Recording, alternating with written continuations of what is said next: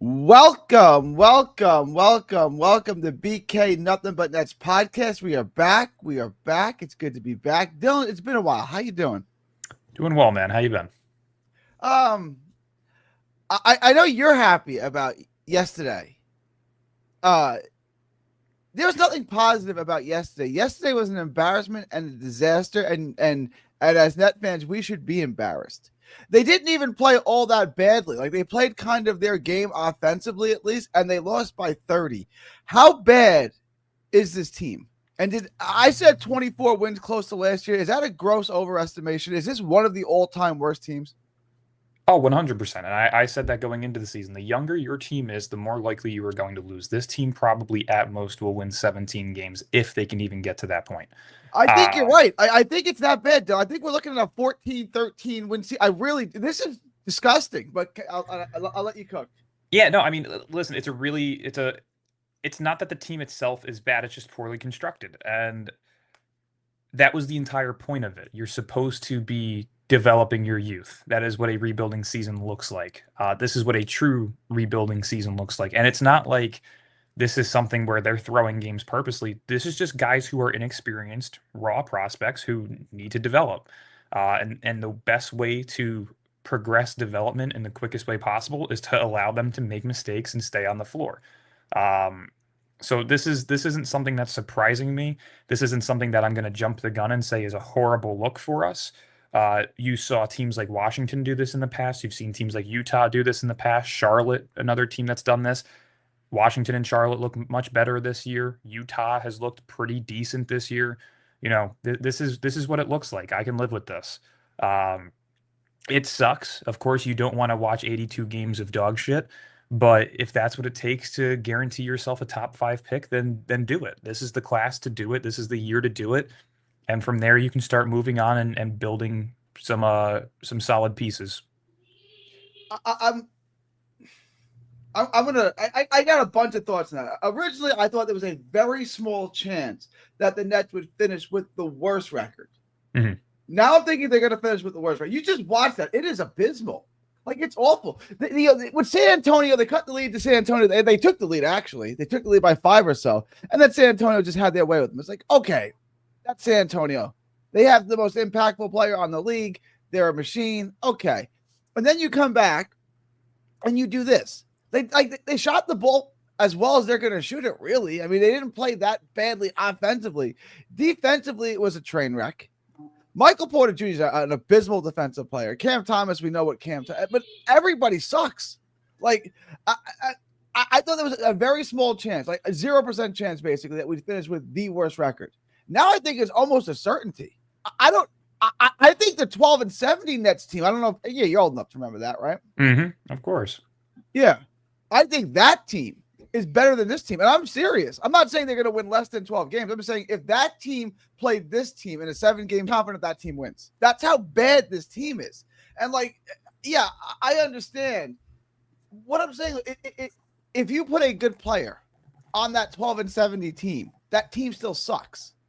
So if you put that player on this team still sucks. Like, Well, the we're thing not. about the 12-70 team is, and I'm not going to say that this team's worse. Could it match the record? Sure. But the difference is that 12-70 team is compiled of vets who just sucked. This team is a bunch of youth that doesn't necessarily suck. They're just not NBA fully ready yet. These are kids, like genuinely. These is a bunch of 19-year-old kids, and some mediocre role players on one team. This isn't something that is being done purposely to be bad. I mean, yeah, sure, that the roster was made purposely to see these results, but you're not going to look at it in a standpoint like you were the 12-70 season. That was a team compiled of veteran players, minimal draft picks, and a horrible coaching staff, a horrible front office. Like that was just a horrible organizational year. This is just a rebuild. This is a rebuilding year. This is what rebuilding looks like. So I'm not going to jump the gun and say that this team's horrible, that they're so far away from competing. We all thought the same last year with Washington, and Washington looks much better this year. Same thing with Charlotte. I've been trying to tell people for a year and a half, if they stay healthy, they're actually a really solid team, and they're showcasing that. By the way, can I get some praise as well for saying Con Campbell was going to be a really good player? He's just He's just Klay Thompson and Austin Reeves built. I'm going to give you a push and a pull there. I'm going to give you all the credit for Kneppel, but now you're going to have to explain Cooper Flagg. These things happen. You know what I mean? Like, I know he'll be fine. If you look at Flagg, you know that he wasn't supposed to be drafted until this upcoming draft class, right? So he's still one of the youngest players in basketball. This is going to happen, especially when you're putting him on a team whose aspirations is to contend, and you're also putting him at positions he's really never played before. Like, they just started him at point guard the other night. I don't think they're using him properly. I think they're putting a little bit too much load on his plate. But overall, I mean, I don't think he's playing horrible. Yeah, did he have a really bad game last night? Sure, but that happens with rookies. These things happen. So to me, Flagg is still on pace to be an all-star. If you're watching the games and you're not just box score watching, right? If you actually watch, you can see the upside. I mean, 100%. It's not equating right now statistically, but you can see some of the things that he can do are absolutely next level, right? Like the 100%. Things you can't teach, he has, and then he's a highlight. Like he's gonna be fine. Like he's gonna be really good. He's gonna be just fine. All right, transitioning back to the Nets. I'm not like I want one more thought on Cooper Flagg. What they're doing with Cooper Flagg is difficult. It's like when the Jets got Mark Sanchez, and they're trying to win a Super Bowl and develop a quarterback at the same time. It's a tricky thing to do. The Mavericks are clearly trying to compete for a championship and develop the super talent at the same time. It's a difficult thing to do. You know what I'm saying? Like, if he was on the Nets, you would just give him the ball and say, if you have 10 turnovers and shoot 20%, say, I don't care. Right? Like, I don't care. Just get all the bugs out, and you're this franchise. For the Mavericks, it's different because they want to win this year, and like they have a legitimate. If he plays anywhere near the way he's capable of, the Mavericks are on a short list of teams that can compete for a world title. I think so. 100%. They're in a tricky spot. Like, you got to develop this kid. He's still 18, or did he just turn 19? He just turned 19 recently. Just turned 19. Like the thing is they just have to stay afloat until Kyrie comes back, and they need to just make one or two moves at the deadline, and they'll be still contending. Even if they get in as a 6 through 7 seed, they're still going to be in a really good position to take down one of those teams in the first round with the overall team that they have. So, to me, I don't think I honestly think once they get into the playoffs, they're going to be a tough out, because we don't think of Dallas. That's going to be a very good defensive team, and we don't think of Dallas 100%. That way. But that, like, in a 7, defense travels, rebounding travels, right? All that stuff travels well. If you can win on the road in the playoffs, you can win, period. Like, I wouldn't put Dallas as my number 1 team in the West, but I'd put them on a short list of teams that I think can get through the West. I think they can be the 5th best team in the West currently constructed. I mean, if you look at the teams right now, I definitely think Houston, once they get DFS back, and if they add a secondary score with KD, then they're going to be really good. Denver, I think once Cam Johnson gets it together, they can be really good. Of course, you have OKC, you have Minnesota, who could use some upgrades to their rotation, but overall, really solid team. I think the Clippers are actually a team that's surprising me with how bad they are. I did not expect them to not look great at the start, but yeah, I mean, you have San Antonio, you have OKC, you have Denver, you have Minnesota, you have Houston, who will pick it back up. You have Dallas, so the West is still strong. Some teams are off to slower starts than what most probably want, but at the end of the day, they'll be all right. I wanted to get back to this. We talked Cooper, other rookies. I got to be honest, though, it's 4 games, and they're all young, really young, but they just sent Drake Powell down to the G League, which, okay. Are you impressed by any of the rookies right now? Any of them saying, okay, I feel am I like out of this world, jumping out of my seat, impressed with any of them? No. But have I seen flashes of really nice plays individually from majority of them? Yes. I think Saraf has showcased a form of skill. He definitely needs to get more efficient. A lot of his misses are either really bad 3-point shots, or he's just not physically ready to take contact at the rim. He's had a lot of good looks at the rim that he's just missing. But he's able to create the space. So I like what he's doing so far. His playmaking looks great. Jaeger has really showcased a lot of the critics that they were wrong. He can shoot the ball like no other. And I think that was definitely the biggest thing that we were kind of waiting on to see if he could do at the NBA level. And so far in 3 games, he's showcased that he's shooting 50% from the field, 50% from three, and 100% from the free throw line. So, I mean, if you were to look at him, you know me, I'm a big person for per 36 numbers. If I was to look up his per 36 right now, let's see. You are looking at, it's loading. Hold on. His per 36 as of right now would be 14.2 points, 8.2 total rebounds, and 3.8 assists. So overall, you're looking at somebody who would probably finish top 5 in Rookie of the Year voting if he was to finish with those stats. The turnovers definitely need to get a bit better. He's had some turnovers issues. with a rookie. I mean, it's like interceptions with a quarterback as a rookie. It's going to happen, right? I mean, of course. Yeah, that's just of going to course. happen. I'm not worried about that. I think his biggest need, and I think the one thing that people are forgetting, is he's dealing with plantar fascia. If we talked about this last night on Breezy's, because I was able to hop on for like 20 minutes. This isn't an injury that is easily healable. It takes time. Hence why he didn't play last night. They're probably going to sit him for most back-to-backs this year. But if you know what plantar fascia and plantar fasciitis is, it's pretty much like if you were to flex your foot, you feel that pain on the outside underneath the foot. That's what he's feeling constantly while walking, running, jumping, everything. So yeah, he's not going to be as explosive to get by at a defender. He's not going to be able to get to the rim as easily without feeling some form of discomfort.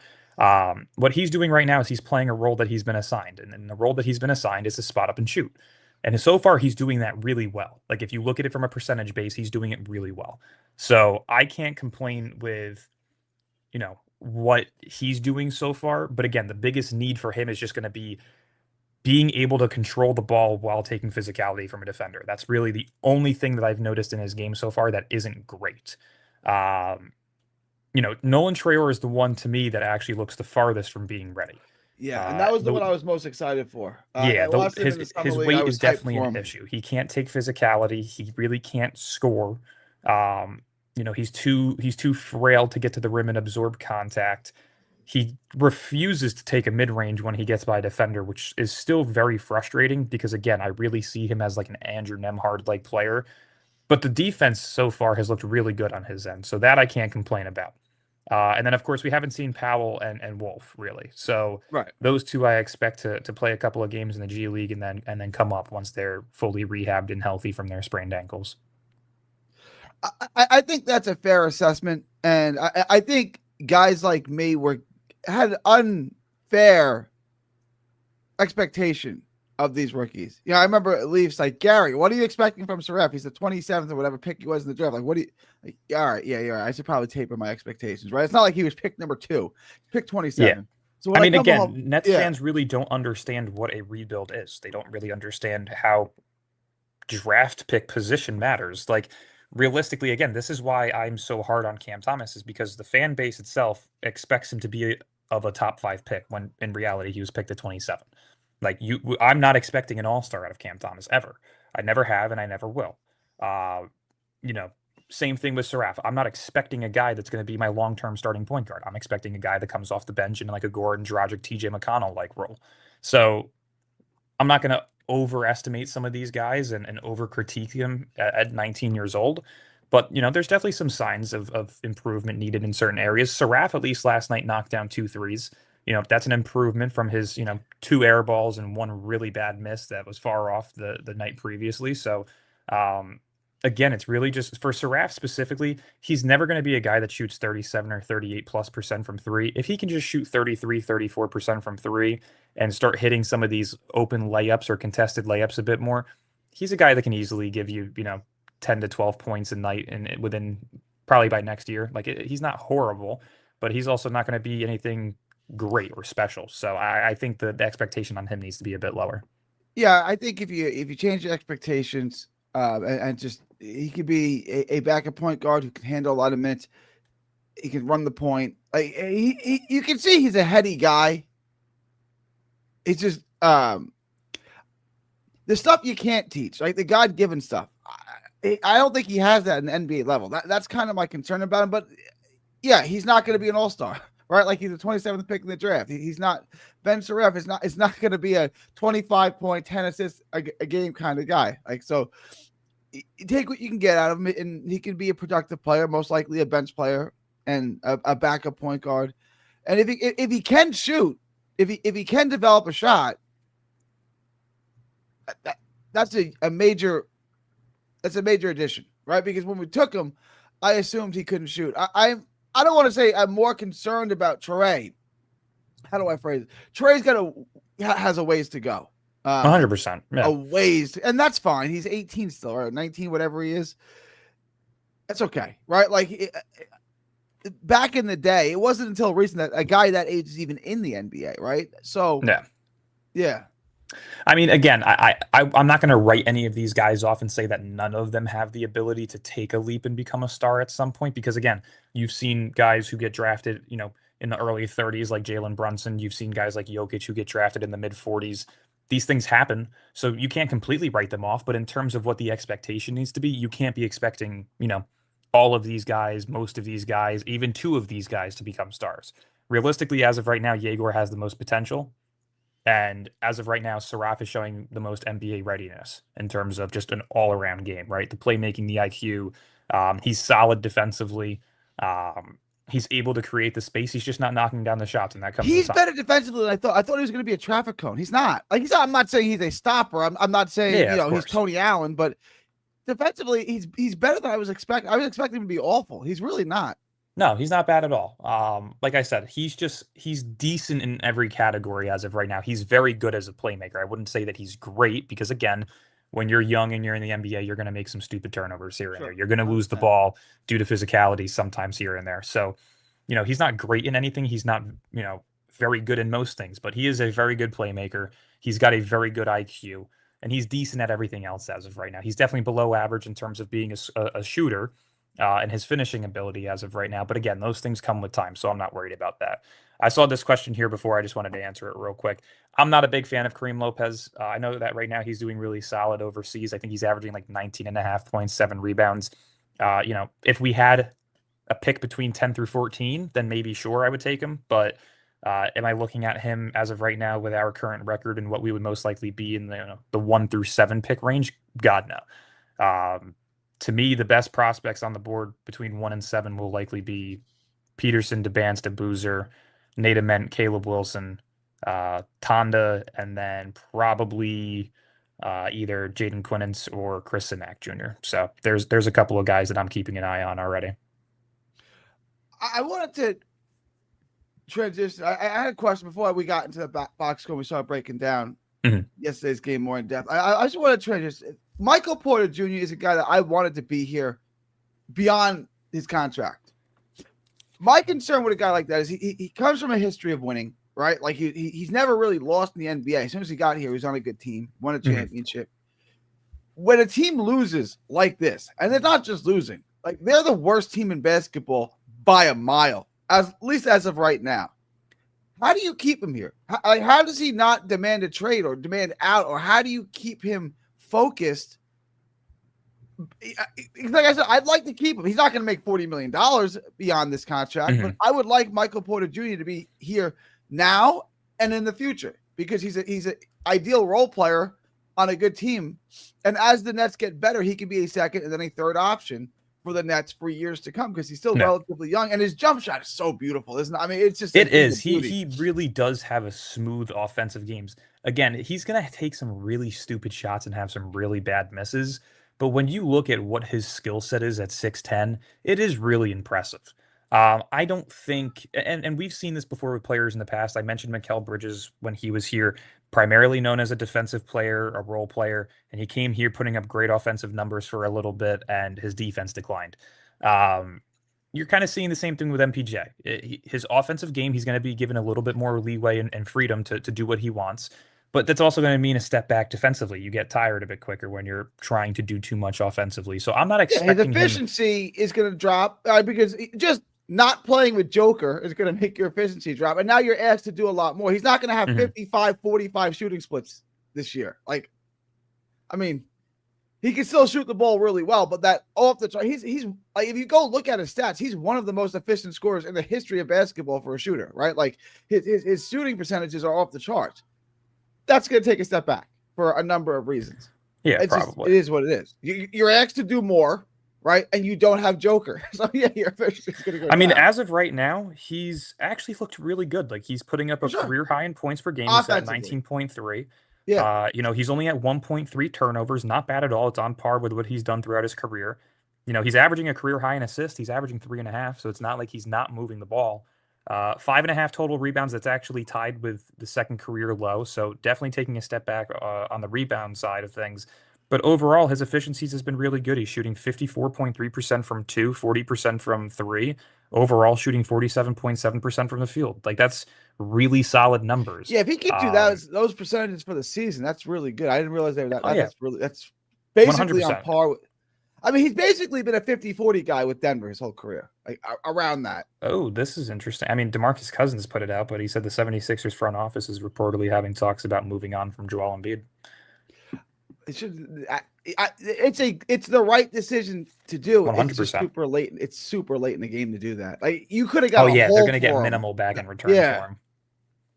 I mean, I would if I was them though, because realistically, I believe they have their own pick this year, if I'm not mistaken. And if they do, they should definitely look at one of the bigs that are available, like Chris Sinak, Jaden Quinn, and somebody like that. I mean, they have a Dembona right now, and he's solid, but they can definitely improve and grab somebody that could be a bit healthier and a better fit next to these younger guys long term. They actually don't own their own pick this year. No, so I'm looking. They can't do. that. Oh, 2027. They. Oh, I'm looking. Yeah, for 2027 Yeah. they do. Let's see. Who owns their pick as of this year? Let's see. OKC. What's fucking new, Of man? course. Dude, as of right now, OKC has 1, 2, 3, 4 first-round picks, one of which is in the lottery because of Houston. Like, can they make a trade? They can't keep doing this, right? This is ridiculous. They're just building, and the NBA is like, God dang it, right? Like, I mean, they're going to have the greatest. Like, OKC is going to be the smallest market we have. They're going to have the greatest dynasty, and then they're also going to have the greatest G League dynasty of all time. Like, it's ridiculous. They don't have enough roster space to keep doing this, but they still figure out ways to do it. It's impressive. That's what I'm hoping we learn to do. Well, they have Sam Presti. We have Sean Marks. You got to live in reality a little bit, That is. Though it's true, you also have to just kind of hope that Marks is taking little things here and there from him and trying to copy and paste them. He's kind of said it in the interviews already. So hopefully that's what his mindset is, which it seems to be. Who do you prefer? If we got the number one pick, would you take Peterson or would you take DeBanza? Who would you? It's really tough. It's really tough. Like I am a massive Darren Peterson fan. I truly do think he's the next Kobe. This is a guy who you take him. Because Kobe's the GOAT. Well, that's the thing, right? Is how do you want to do this? I personally don't believe Cam Thomas is returning. Whether we want to bring Cam Thomas does not get a say in whether or not. I love Cam Thomas. I call him a superstar. He does not get a say in whether or not we get Darren Peterson. Sorry, Cam. Yeah. My thing is realistically, this is how I look at this draft. Peterson is the best overall player currently. Boozer is the best fit next to Yegor if you want Yegor to be your second or third option long term. I look at Boozer as of right now as a better defensive version of Paolo Banchero. I think they play a very similar game. I think that Boozer is just overall physically more ready and a better defender. So put Paolo's offense with Boozer's defense, and that's what you're getting with Boozer right now, which I really do think is a superstar in this league. DeBansta to me has the most upside. It's very similar to like an Ace Bailey situation. I think DeBansta as a prospect is overall a level ahead of what Ace was last year. He's got a better body. Yeah. Yeah. Again, there's going to be some upside to his game. So if you want a long time small forward who has the superstar potential, then that's the route you go. My biggest, the person that I'm going to watch the most, kind of similar with like how I did Yegor last year. For those of you who remember, I was really on Yegor early on before the college basketball season started. He was my dark horse to be a top 5 pick before the season began. He was in top 5 projections for the first month and a half of college basketball. To me, that player this year is Caleb Wilson out of UNC.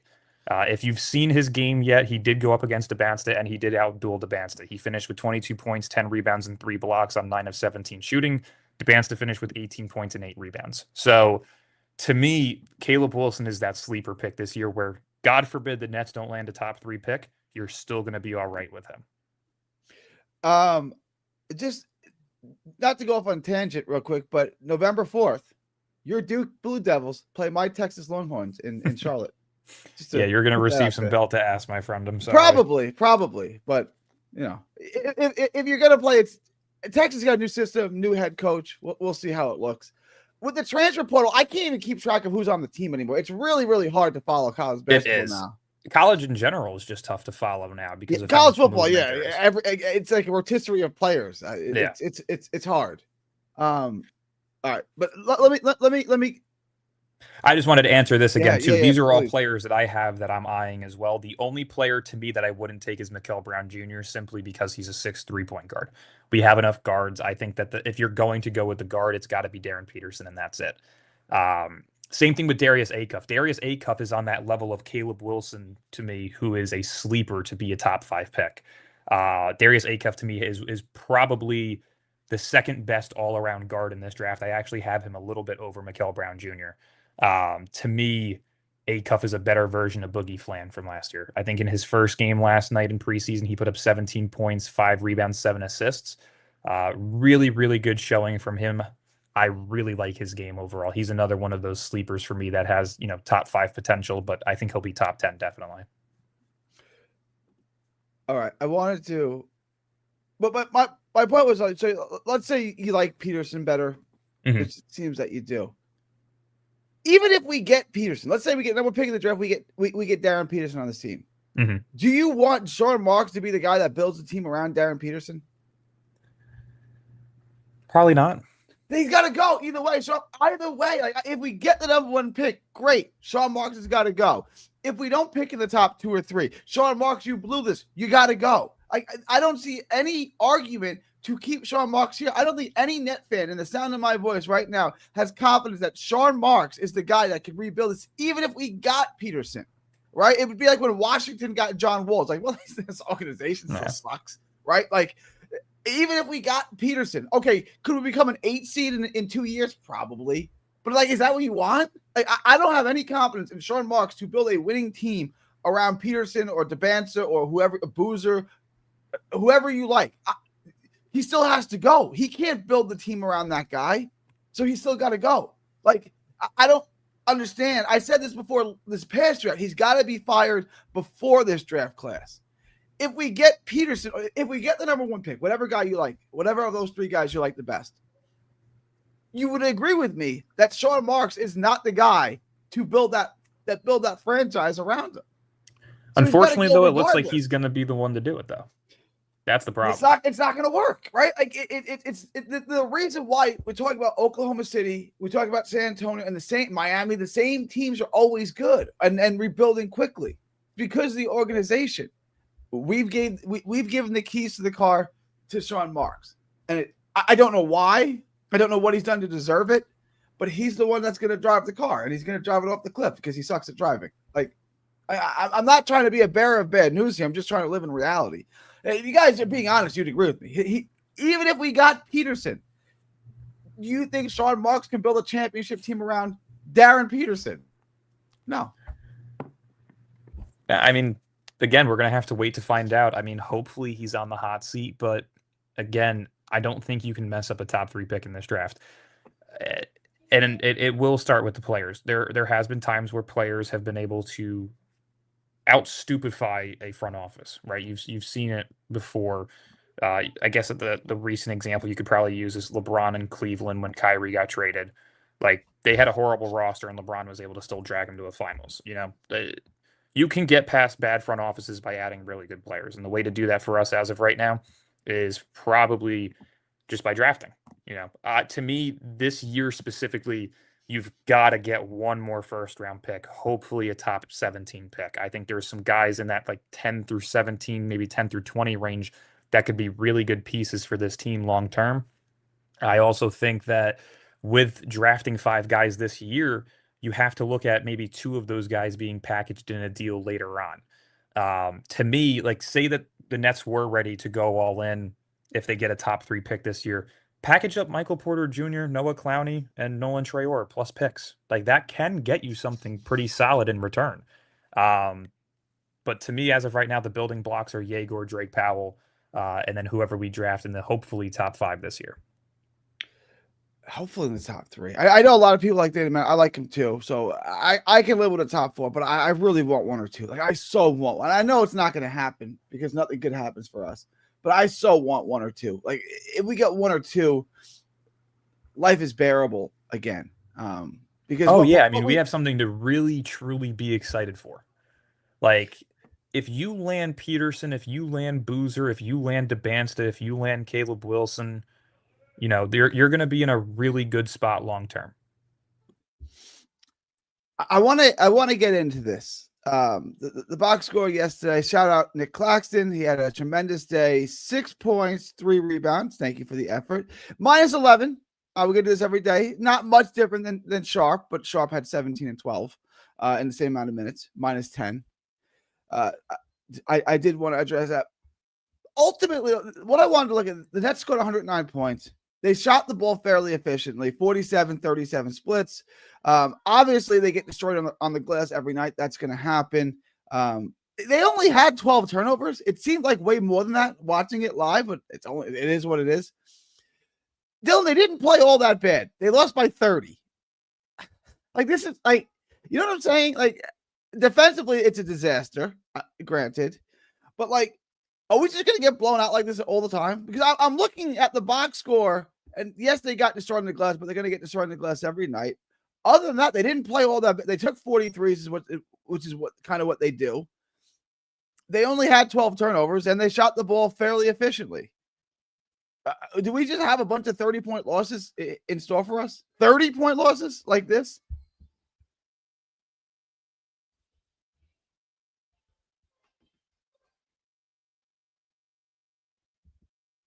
Dylan? Dylan, you're muted. Dylan, you're muted. Are you good? Oh. Okay, cool. All right. He just texted me. He's going to drop off for a minute. So I wanted to get, I mean, this is a absolutely, no, he's good. He just texted me. He had to drop off for 2 minutes. This is a train wreck. Like, you look at the Nets, they didn't play all that badly for what you can expect from them. Noah Clowney has not been good. Maybe he's not going to be good. I don't know. Let me, now I got to grab that.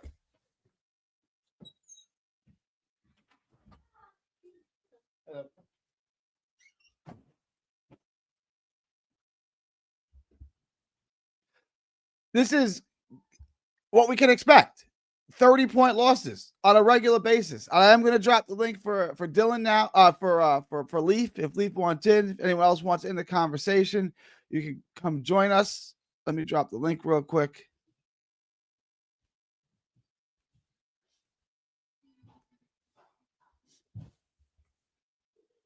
We're going to pour some liquor on the floor for Dylan. Shout out Dylan. Pour a little liquor on the floor for Dylan.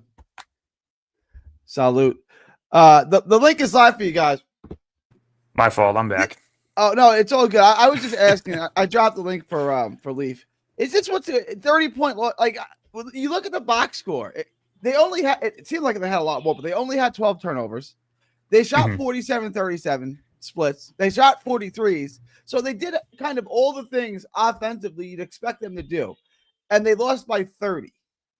So what I'm saying is they didn't play that badly. It's not like they had a horrible night. They did what you would expect them to do, and they lost by 30. Is this just what to expect from them? 100%. Like I said, this is a young team defensively. Yeah, I mean, defensively, they're just not ready. It says CJ is in here. Is that CJ Holmes? Who is this? I don't know. CJ, can you show yourself? Let's see. CJ, who is this? Hello? No, this ain't CJ Mahomes. No. Oh, I was about to say, I was like, when did he get in here? Yeah, Dylan, I was DMing you, but I think Caleb, he the best two-way player in the draft. Where'd you DM me at? On Instagram. Oh, on Instagram. Let's see. Where the hell's your DM? No, look through our text message. On Instagram? Yeah. What's your Instagram?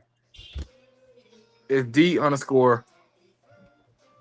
Oblock CJ. It got my profile on it. Oh shit. Okay, here we go.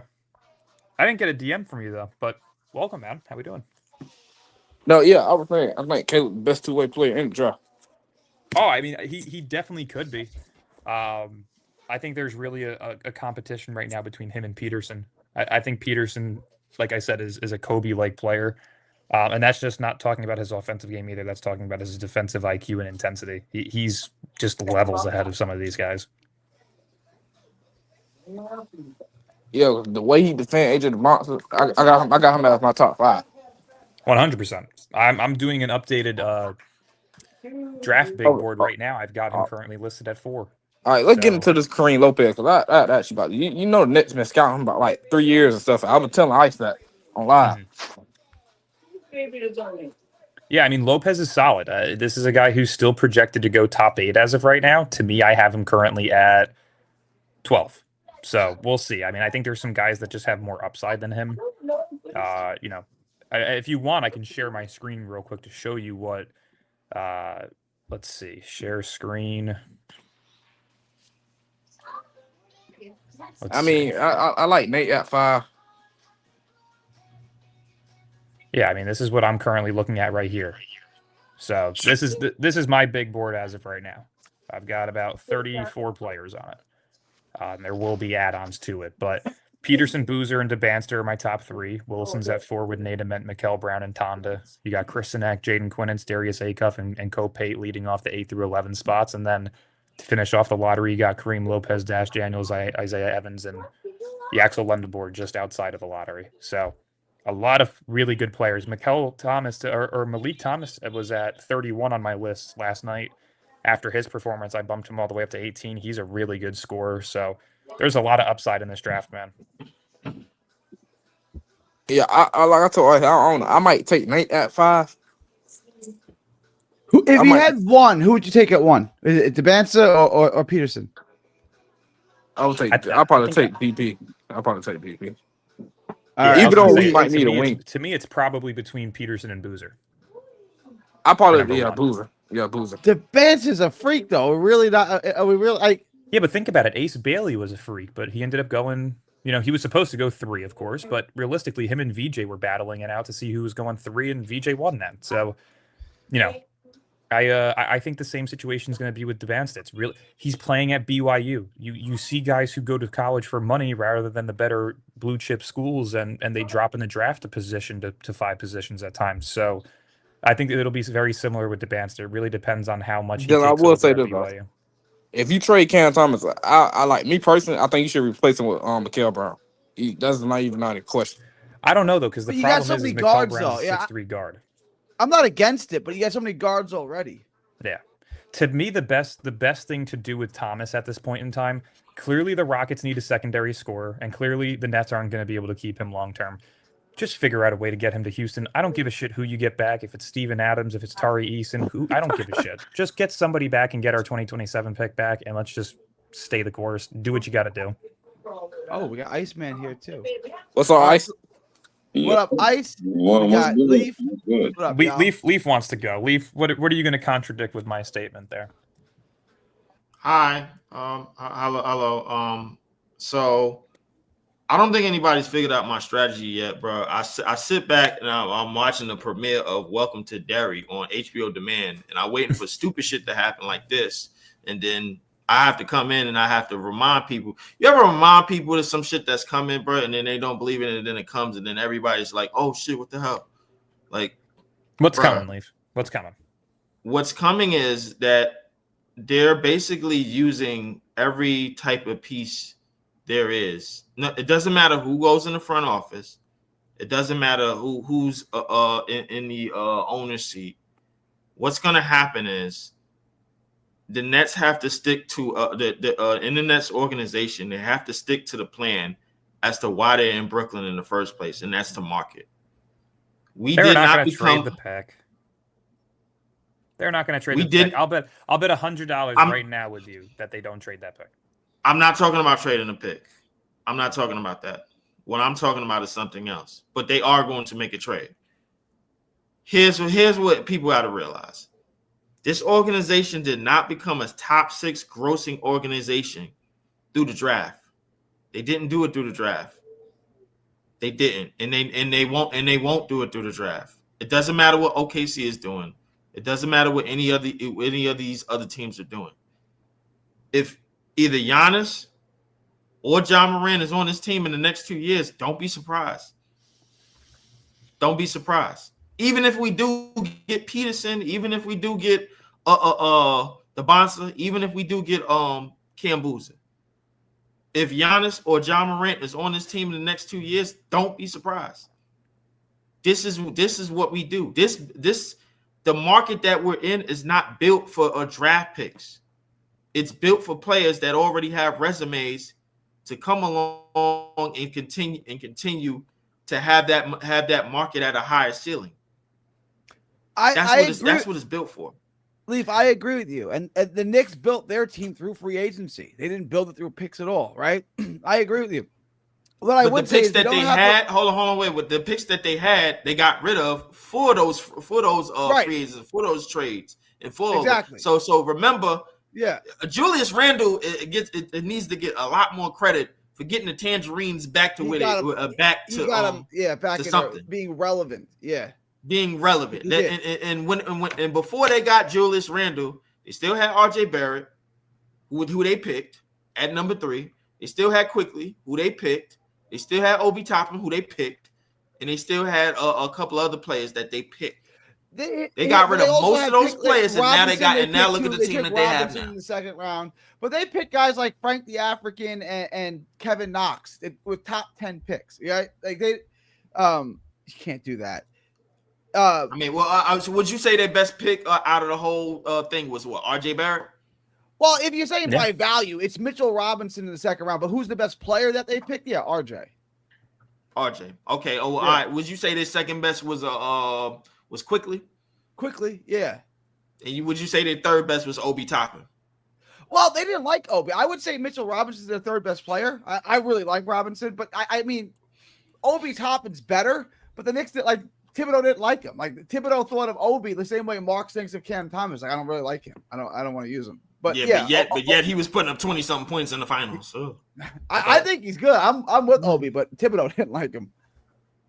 I mean, that goes to show you that Thibodeau's an idiot. We all know where he's at. Matt Holmes. If you want to get those free agents, you have to either hit a home run like the Knicks did with Brunson. No, I didn't say free agents. No, we're going for we're probably most likely going for a trade. Okay.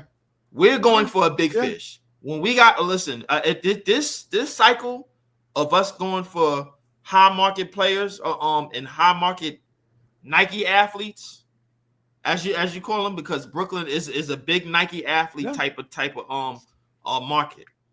Do not be surprised if Ja Morant or Giannis is in a net uniform within the next 2 to 3 years. Don't be surprised. I think Ja Morant. I don't care who we draft. Look at.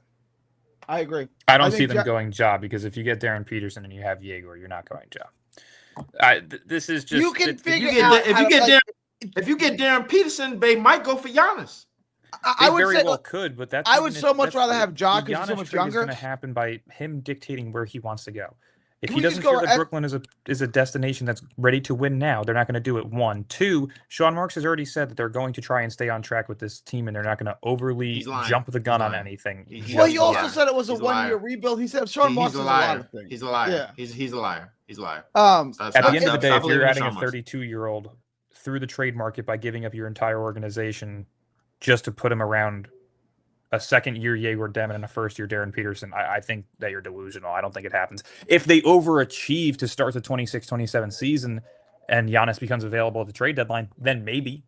But no, they're not going to be doing anything to jump the gun. Let me ask you a question. Peterson that's what they're looking forward to. Peterson 6'6", right? Why couldn't you use a lineup that consists of Ja Morant, Peterson at the 2, and Jaeger at the 3? Because Ja Morant's just not a winning player. There's no need to go after him. He's injury prone. He's injury prone. He's going to say, I get it. I get the knock on him. What do you mean he's not a winning player? The Memphis has gotten better every time he's since he's been. Have they made a conference finals?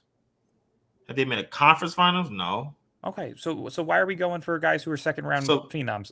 Who cares? Because I'm pairing him Darren with Peterson. The moment Darren he enters the Peterson. league, is I'm probably not, going to I'm be a not better pairing player him with than Cam Ja Morant. Johnson and Mikal Bridges. I'm pairing him with Darren Peterson for the future. Ja Morant's on the level of Trae Young. They're both great talents. They don't win games. No, he's not. Yes. No, he's not. Yes. No, he's not. It's No, he's not.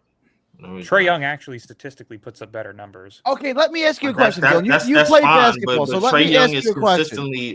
consistently an eighth seed in a playing team in the East. I don't think people understand the true plan. The true plan is, and they're showing it right now, they're trying to maximize the amount of money they have for the 2027 offseason. They're not going to be making crazy trades to add salary into this rotation. Terrence Mann's probably going to get traded in the offseason, Yeah. if not next year's trade deadline for an Yeah. expiring They're gonna contract. find a way to screw They're it not up. going to add too many free agents again this year. They may add some depth pieces for cheap. That's about it. They're not going for a star this offseason, though. The entire plan has been the same since the moment it happened. You got your 2 picks back. You're going to draft those 2 picks. You're going to rebuild for 2 years, and you're going to walk into the 2027 offseason and spend money. It's been the same plan since day one. I've been saying this for almost 2 years They're now. gonna speed that plan up, Dylan.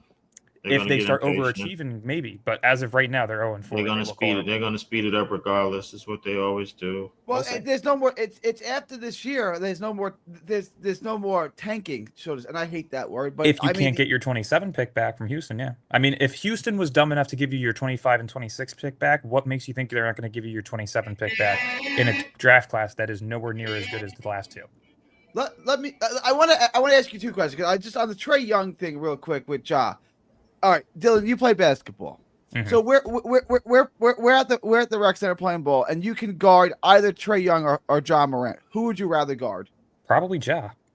Stop No, it! no, Come you wouldn't. on, Trey Young is bro. No, way you wouldn't. shiftier than Ja. Are you kidding me? No, he's not. Ja is No, coming he's not. after you to give you 50 No, he's to not. dunk. Yes, he is. Yeah, Bruh, I'll give bruh, you no, that. bruh, like, bruh, with the correct, with the You whole, can get no, your no, stiff. you, Yes. no, you're lying, bro. Yes, First no, I'm and dead foremost. serious. Go watch Trae Young versus You Ja are Morant lying. handles. It's not even Bruh, there's a Young is reason why able to Ja stop Morant and go at a legitimately speed like gets in no the other. paint Ja almost just has every a time quick he gets the first step and a basketball. leap ability. Yeah, No, nah, Trae Young has the better Yeah, there's a handle. reason why Ja Morant gets in the paint almost every single time. Because he has a Like, quick first step and he has leaping ability for a Hey. guard. That's easier to guard than a guy that can step back, it's not get easier you to in the guard. air, and drive How right are by you you for a floater. guarding? Yeah. hold on. None of them is Trey Young is a 2-trick pony. He got 2 more. One is the step back, and one is the lay on you and then fall off you for the foul. And they don't does he give him no score? that many fouls since 2021. He also has the best floater in terms of efficiency in the league. If he gets by you, he's Yes, putting his sir. body towards If you and he he's gets getting a by floater. you. Let me get Which ice. he If does. he gets by. You've been sitting Which he back. does Yeah, with let me ease. get ice He's in you. quick. Let me get No, ice in. he doesn't with ease. Nah, either, Ja either- Morant has one move that he uses to get to the paint. And Yeah, it's that's his the only move that he crossover. needs. And That's- okay, that's- Trae Young, that's- all he needs is a step back to score over you. No, he that's- doesn't. Let me get guys. Let me He get needs ice. more I'm than sorry, that. ice. Let me get that's ice all in. good. Yeah. That's a trick question because you can't guard neither one of them. You know what I mean? Which one would you rather guard? Trae Young gonna give you 15 dimes. That's gonna hurt you regardless. You know what I'm saying? John gonna put up like Lee saying, he gonna put up 30, 40, 50. You know what I mean? You trying to guard John, you gonna get a highlight reel. So either one, you know what I'm saying? They both difficult to guard. It don't matter which one you choose. You're gonna get sauced. You're gonna get sauced up. You know what I mean? Either way. 100%. As a person who played basketball, though, who do I think would be a bit easier to guard with my play style? Probably Ja. You have to guard the paint. Ja Morant is scoring almost every single time. Probably. I mean, I am a 6'2" white male with minimal speed. You But know, then I play those with guys pace. are your Ja size. Morant- Like John bro, you Morant are- and you Trae six- are you your 6'2"? size. Those Yeah, I'm guys are 6'2". 6'2". Ja Morant is your height. Yeah, so but is he's Trae. quicker. He's going to get by me, of course, but is it easier to stay in front of somebody who shoots 33, 34% from three compared to a guy who can take 15 threes a game and knock down 7 of them? Probably. Well, I wish that was Trae Young, but the reality is that it's really not, bro. Like, he takes a lot of bad shots. Oh, he takes a lot of bad shots, 100%. But I'm just saying, who is Yeah, he's probably going to 5'11". be easier to stay in front of in terms of game plan?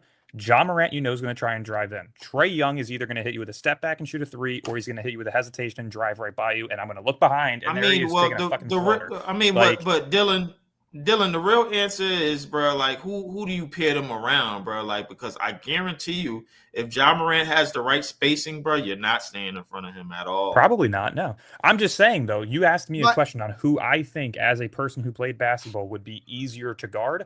To me, with my play style, it would probably be Ja. It's easier to game plan around Ja. You All just right, have to keep him in front of you. And just to let you know, right now, Trae Young is averaging 21 points on 36% from the field. That's not. Oh yeah, no, He he's does, been but horrible let efficiency-wise. me try the question like this. So, Dylan, it's me, you, Leaf, and Ice. And we need a fifth. And there's two guys standing at the end of the court. You can have Ja Morant as your fifth or Trae Young as your fifth. Who are you taking? You're telling me who do I want to take over my offense or to play make for us? It's me, you, Ice, and Leaf, and we need a fifth. I mean, it really depends. How much do you trust in us? Are we knocking down shots or are we playing like shit that game? Because if we're playing like shit, then I want Ja. If we're knocking down shots at a good rate, then I want Trae. I'm knocking down shots for sure. If we're knocking down shots, I'm knocking down shots for like 5 minutes, bro. Like, and then sub me out, bro. For real, I ain't gonna lie to you. The answer is Ja. Put me on the bench after like 5. You'd rather guard Trae. Give me the first 5 shots, bro. Let Ice take over the rest, bro. Like, Now on that, yeah, you probably would want Ja out. You know what I'm saying? If we on the court, you probably would want. Yeah, Ja. if I want somebody on my team that's going to take over a little bit more offensively in terms of the scoring load, yes, I want Ja. If I want somebody to get me open, I probably want Trae. I don't understand. Maybe I'm just not.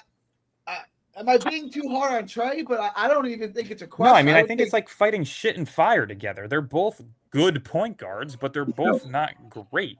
Yeah, they both Neither of different. them have proven anything in their careers in terms of winning long term. I didn't even get to my third. Trae's always an. I didn't even get to my third player in the scenario. In this possible trade scenario, and y'all gonna laugh, bro, and y'all probably gonna scream like crazy, bro. But I'm thinking Zion. I don't disagree with that. Let's go. Healthy. I've been saying this for a year now. The reason why I'm thinking Zion is because I strongly believe that the Pelicans did themselves a backup type of plan by drafting Fierce and Queen. You know what I'm saying? So just they sacrificed this year's top 10 pick, which as of right now is a top 5 pick. They sacrificed that to grab 2 guys now. If you don't think that they're going to try and move Zion for a haul to replenish those picks, you're out of your mind. Of course they're going to trade him. That's why I said that's a player that I don't. And I think that's where we come in, and I think that's where the Nets take the Bateman for somebody. But that's only a guy that you draft if you get Peterson or DeBansta. You don't trade for him if you get Cam Boozer. That's the thing. Because let me ask you a question. Let me ask you a question. So here's the trade. I'll be honest with you, Dylan. I'll be honest with you, bro. Like, I would agree in a normal situation, but today's NBA is not really a normal situation. Even if I do get Cam Boozer, I'm still going after Zion. I don't care. I think it really matters. You don't have to pick to get him. You have so here's what I'm saying. So let's say the Nets end up picking 4th, and let's say, oh my God, would you give up the 4th pick to get Zion? I give up anybody that's not Peterson, DeBansta, or Boozer. So the 4th pick. That's what I'm saying. The 4th pick. You get the 4th pick. I'm giving that shit up. Yeah, for sure. No. Give me. You gotta take Nate. You gotta take one of them dudes. Or Caleb, at least one of them. I don't. Oh, yeah, CJ said too. Man, listen. I tell you what. I'm packaging Clowney. I'm packaging Claxton. Raph. I'm packaging you sending Zion for real? Yo, get these niggas. I would say the package is probably Nick Claxton, Noah Clowney, one of either Nick Claxton, Noah Clowney, and then 3 first-round picks for Zion. That's what that trade probably looks like. Which again, I don't think is out of the realm of happening, but is it going to happen this offseason? Probably not. Would it happen towards the trade deadline of next year? Maybe. I give you nothing but future picks. Anything after this draft, I give you nothing but future picks, bro. Like if we get, I was looking at the 2027 Knicks. But wouldn't New Orleans want to make that trade at this year's deadline? Like, wouldn't they want to make it sooner rather than later? Not necessarily, because they probably know they're not going to get a top 10 pick for Zion currently. No, not necessarily. I don't think they want to do that. What they want to do is Zion is going to be up for some money real soon, so they probably going to have him on restrictions so he don't meet the 65 game incentive, and which is something that a lot of teams have been doing to make sure players don't really get no crazy money. But Zion is on the books for this year for 39 mil. Next year he's on for 42 mil, and then the year after that he's on for 44 mil. So if we pick that up, and obviously we're gonna have to get MPJ old drug failing test ass up out of here, man, because he one drug test away from being out of the NBA. I'm sure of it. Who? MPJ, bro. Like, I ain't gonna lie, bro. Like, listen, this dude need to. I mean, listen, I like his confidence, bro. Like, in terms of just shooting that bitch whenever we want to shoot the bitch, bro. Like, I mean, but if we somehow still stuck with his contract, and then we get Zion in a trade, and we get from 1 through 3 in this draft. I mean, I like the vision, but I don't think it's long term, because MPJ is not getting another $40 million from nobody ever in life. So I mean, it is what it is. But what I will say, Zion plays like he did last year, and he plays 65 games this year, like he played last year. Someone's gonna give him the money. Yeah, we are, because we're stupid enough to do it. Why is it stupid though? He's like, I mean, what are our other options? If he stays That's at what I this don't weight and he understand. stays healthy, he's 100% a player that I would go for. I said this last year when Gary was bringing it up. If he's out of shape, if he's fat and he looks lazy, and he's eating Doritos, Mountain Dew, and fucking McDonald's every night, then no, I don't want him. But as a Duke fan and somebody who has quite literally watched this dude tear shit up when he's healthy, yes, I would 100% want him if he's at this weight that he entered the season with, if he stays healthy for 60-plus games, and if he looks like he's dominating. 100% I would want him. I keep forgetting he is a Duke product. Oh God, yeah, and we do get him. Oh yeah, we are running that risk, because you know how I feel about these Dukies. When he's but healthy, at the same he's a time, top 25 player in basketball. That's not even. Oh, absolutely, absolutely, Easily. He's absolutely, top 10 absolutely. player. I'm not arguing that. I'm not arguing that. Yeah. Absolutely. Even though this season he's coming in at 27 a game, 9.5 rebounds, 6 assists, 4 steals, leading the league in steals, by the way, and shooting. Oh yeah, no, he's 46%. always been a great player to grab a ball off of like a screen. Like he gets to the perimeter with ease sometimes. In terms of defensive ability. So you mean to the paint? No. I'm talking about his defensive ability, where he's able to explode to the perimeter and pick off a ball that's midair, that's being passed out to the wing. He's really good at doing that. Yeah. But yeah, Yes. I mean, like I said, if he's healthy and he looks the way that he did entering this season, I would 100% try and grab him. I don't got no problem with trying to grab him, bro. I like Zion. Zion is because he also fits the timeline. I actually like. Yeah, he also fits the timeline. He does. That's the thing, right? He's 25 currently. He'll be 26 midway through the season, I believe. Once I seen him dunk on Wemby the other night, bro, I was like, man, this might be the He's player back. that we need going Yeah. forward. Yeah, like he probably looks better currently than he did in high school, actually.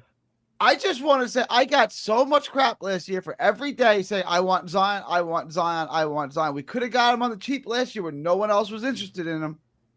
And now, Yeah, but again, it's a conversation. when you were wanting him, though, he was also 275 pounds. Looked like he was about to go on my 600-pound life, and was banging 4 out of 10. But Zion, what I will say about Zion, real quick, the Pelicans are definitely doing exactly what I thought they was going to do. Man, they are starting to list them questionable for some games. Last night they did it, and then they announced it on like a New Orleans station. The only reason why I know is because I was channel surfing and I ran into that, and so like they're definitely doing exactly what I thought they was going to be doing with Zion. They low managing him, because they low key kind of want him up out of there. I mean, like I think he wasted it. To them he wasted enough time. And I think it's time for him to go to.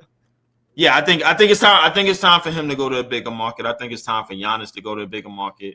I think it's time for John Morant to go to a bigger market. Man, these players are like stuck in like some cocoons, and the NFL and the NBA needs going to to Miami. I think the NBA needs to sell. What are they giving up for him? What's their package? You'd probably have to give up Hero, Hami Hero. Hawkins, Khalil Ware, Yeah. and then Pex. All right, yeah, they have a package for him. Like that's what I just don't think the Nets have a package for him unless they want nothing but picks, and I would have to include this pick. I don't think the Nets have a package for Giannis.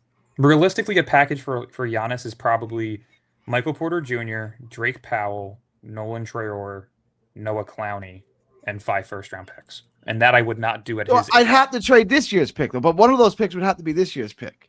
And No, I'm not not trading that. necessarily. You don't I think think you would have so? to give up all of your 2027s though, and then some future swaps as well. Like you're I probably just- looking at 5 or 6 total picks with those 4 players, and I'm not doing that at his age. Giannis is great. He's an all-time great. He looks very good this year again. But again, every year around the same time of the year he gets hurt. Every year he just misses the playoffs. The only time that he ever won was because he got lucky with injuries. It's not a real ring. I don't care. It's just it does. It He's not. counts. Okay, let me ask you. Does hold on, Kawhi's hold wait, on. hang on. If- Does Kawhi if you- Leonard's if you ring doing- if count you with doing that- Toronto? Yes, of course it does. Okay, He that was because of single-handedly brought a injuries. mediocre team He's to the saying- he's saying- finals, and even He single-handedly dragged them Yeah. to the championship. If Yeah, Golden he State saw doesn't that. get if Golden State doesn't get injured, do they win the championship?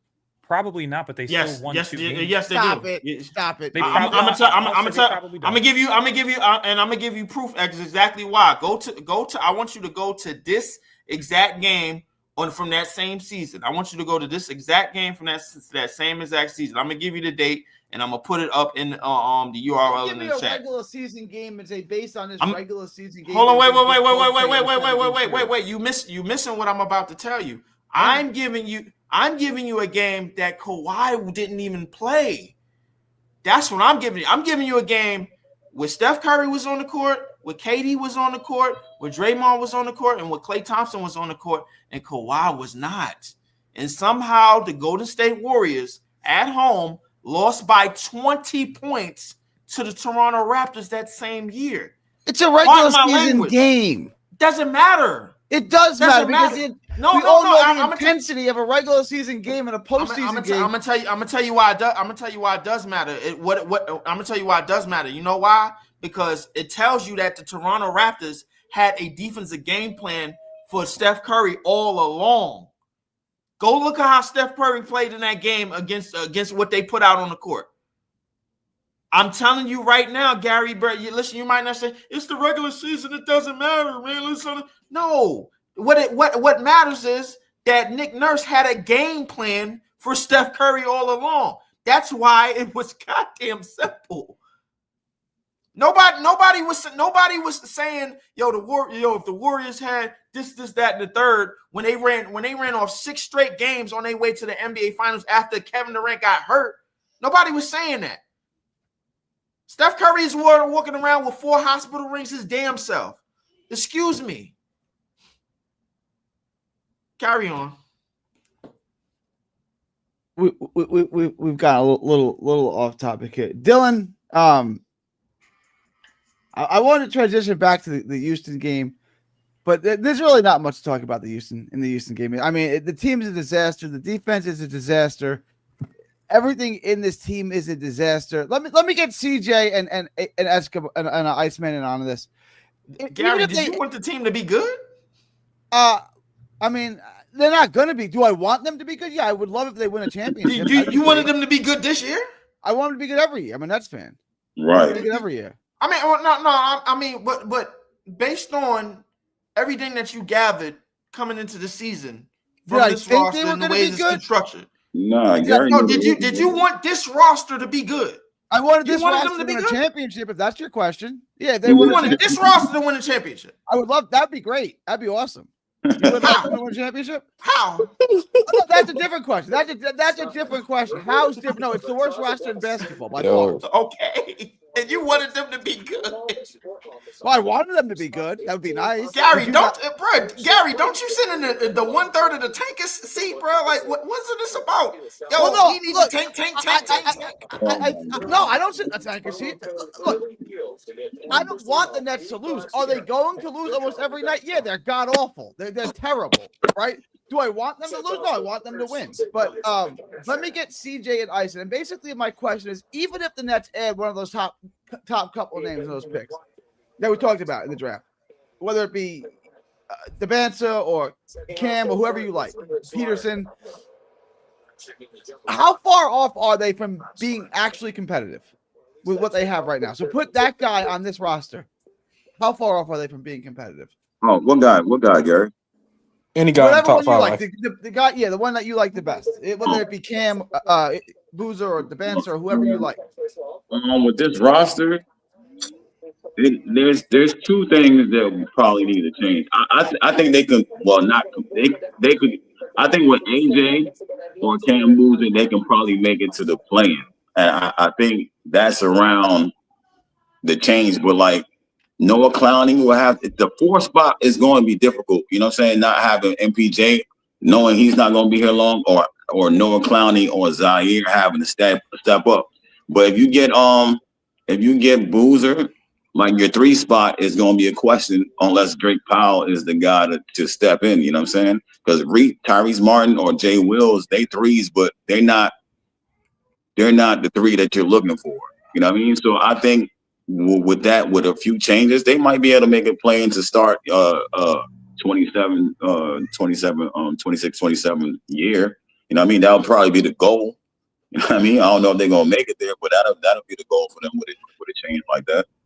I just look at a team that's an unmitigated disaster. Like I really like. I think even if you added Peterson or DeBancer or whoever you like the team is, and I'll let CJ get on this too. I think the team is still horrible. I think it's a horrible team with a really good player. But let me get CJ. You also have to remember though, real quickly, just before we move it No, on. you go ahead, Dylan. I was gonna say you just have to remember But that. somehow Gary wanted this team to win. Well, I was going to say, you just have to remember, though, that you have guys who are on expiring contracts, right? You have guys who are on team options as well. Like, Zaire Williams could be traded. You may be replacing him next year. Day'Ron Sharpe could be traded or declined his team option. He could be gone next year. Haywood Highsmith's an expiring contract. You know, you have Noah Clowney who could be up for trade. Like, the roster is going to look very different again next year, too. It really just depends on who they get in the draft and how they want to build around it. But you're going to see a lot of changes next year again. So it really just depends on who they get. I'm not taking the team serious till they get rid of Nick Claxton, bro. Nick Claxton have to go, bro. 100%. He have to go, bro. Yeah, Nick Claxton, I think he done wore out his welcome here. If you want Danny Wolf to reach his full potential, bro, you got to get rid of Claxton, bro. You got to. 100%. I mean, you also got to get rid of Day'Ron as well because I think Day'Ron's a solid backup though. Day'Ron's making $6 million a year. Why am I getting rid of Day'Ron? Yeah, you need a guy that can just kind of get boards and be a presence down low. Him as a backup for the price range that he's getting, I would love to keep him for a little bit. I do think that he does fit what we need in terms of a big. He doesn't have the height, of course, but is he a body that can be physical down low? 100%. Is he really good in a 15 to 20 minute role per night? 100%. I would keep him. I think that he's still got a little bit of untapped potential that can be reached. It's just going to come down to his minutes played. Like Dylan, I'm about to say that. I agree with that, but the second that Danny Wolf gets on the court, I'm about to finish this last one. I would love Danny Wolf or Nate or Caleb. I would love that starting lineup more than Nick Claxton and them other guys. He have to go. That's if we draft a power forward or something. Yeah, 100%. Yo, can you hear me? Yo, I mean, DJ, Bam we Adebayo can hear is the you. guy that I've been looking at for a while. Yo, Can you hear us, DJ? What's up, y'all? What's up, y'all? Yo, so I wanted to say what's good to all y'all in here in the chat. What's up, Dylan? Long time no see, my brother. What's good, bro? Yes, man. How you been? I've been good, bro. I've been good, no complaint, bro. Yo, wanted to touch on the topic about this shitty roster, man.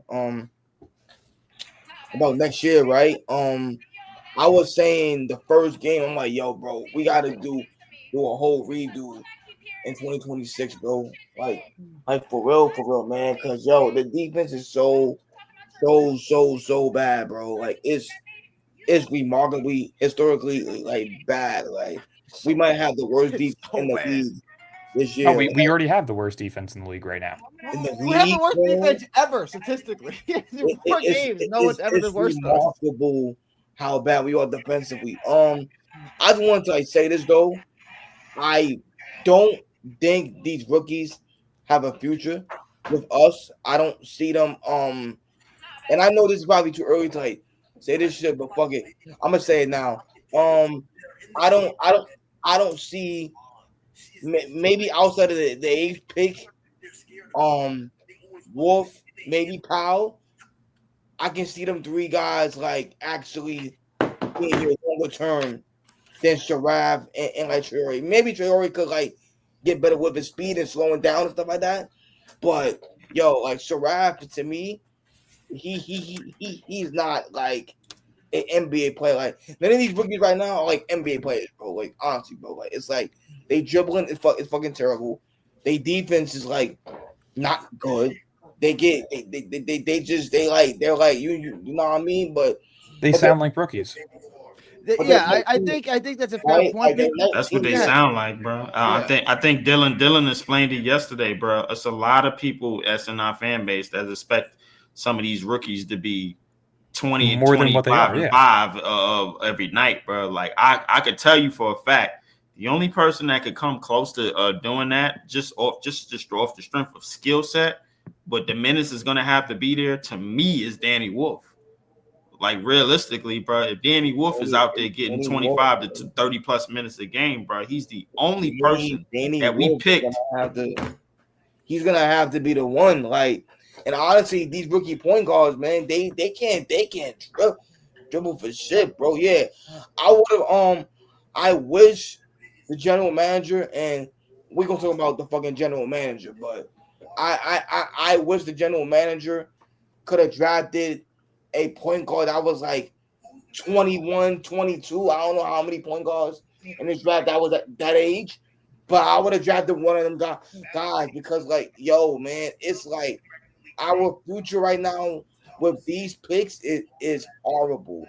And to me, next season, yeah, you might get Dibanser, you might get Boozer, Darren Peterson, Nate Ahmed, Kim Wilson, but you gonna put these niggas around a bunch of trash, yo, and like that's what I'm saying. I'm like, yo, like this roster is gonna have to get dramatically better to even be a talented team in a year from now.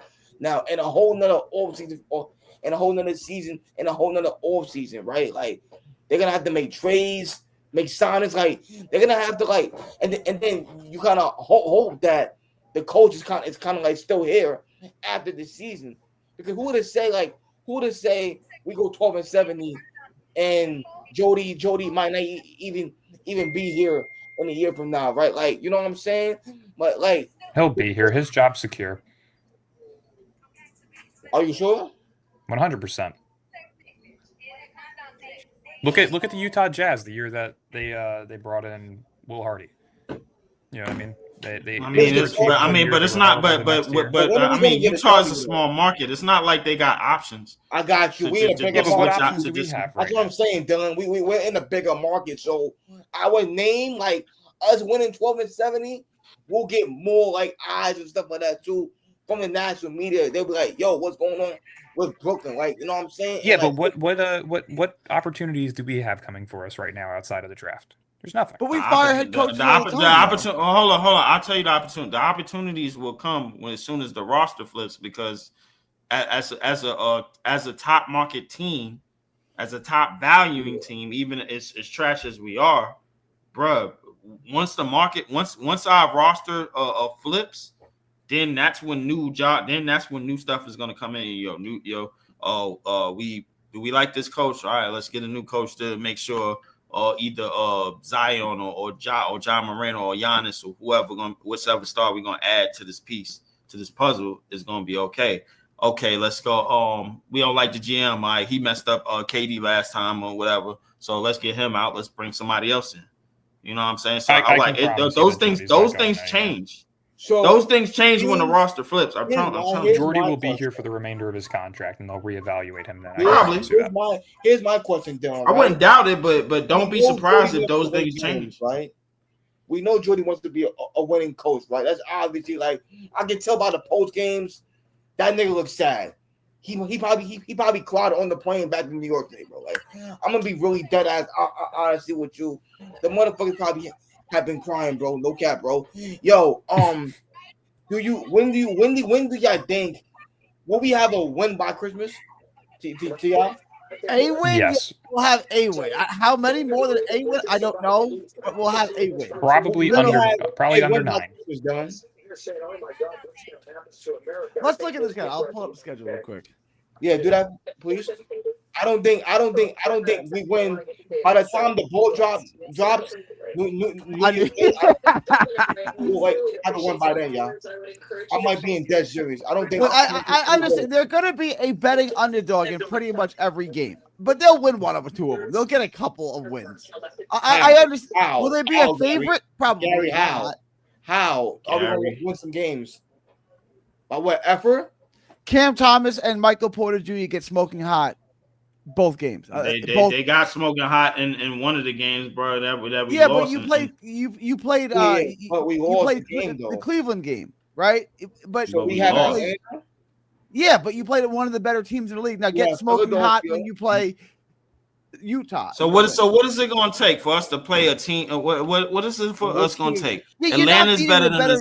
Philly is better than us. Minnesota is better than us. Indiana, that might be a win, but they still better than us. Detroit is better than us. The Knicks is not going to be a win. Toronto is not going to be a win because they got young. That's a winnable game. That's a winnable Toronto game. Is not a winnable game. No, it's not.